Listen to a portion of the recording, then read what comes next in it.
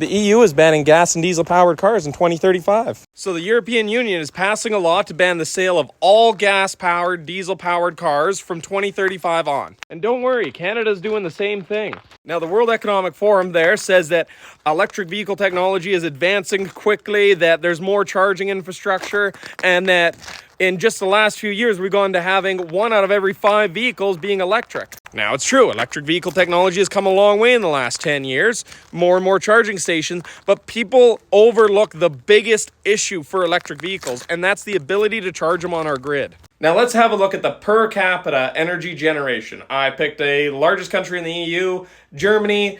Here we go from 1985 till today, the per capita energy generation has not increased, even though they said 1 in 5 vehicles on the grid are now electric. That means that we're increasing the amount of electricity we're using, but we're not increasing the amount of power on the grid, which, funny enough, directly correlates with prices. Yeah, they said since 2021, we're using a lot more electric vehicles. Well, look what happened to energy prices. Like, have a look at this. You see a steady increase. Well, that's pure supply and demand.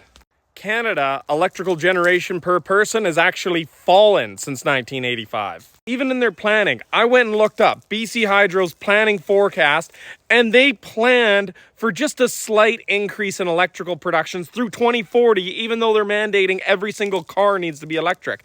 That is going to skyrocket our energy prices. Now, don't get me wrong, I'm not against electric cars. I think there's some advantages to them, but the way the government is doing this, by just rubber stamping banning the sale of gas-powered cars, is not the way forward. If the government was truly serious about having electrical cars, they wouldn't ban the sale of gas. They would increase our electrical production on the grid, making energy prices a lot lower, therefore making electric cars a cheaper alternative. This is literally economics 101. Increase the supply of a good, you will decrease the price of that good, making it a more viable alternative. That's the way to increase electrical cars, not just by banning gas cars. If the government was really serious about this in the next 10 years, they would start by building new energy projects now.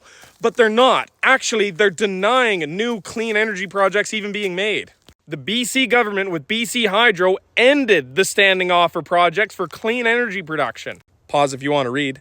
Basically, if you had a clean energy project that you could build, you could sell power to the grid for less than a cost. Say that BC Hydro was selling power to consumers for 12 cents, you could sell power to BC Hydro for 8 cents if it came from a clean source. But they ended this. I mean, I even had 3 projects canceled with the termination of this program that were solar powered for First Nations communities. How is that not in the province's interest? If we want electric cars to be feasible in the next 10 years, we need to increase the electrical capacity on the grid to lower the price of the electricity.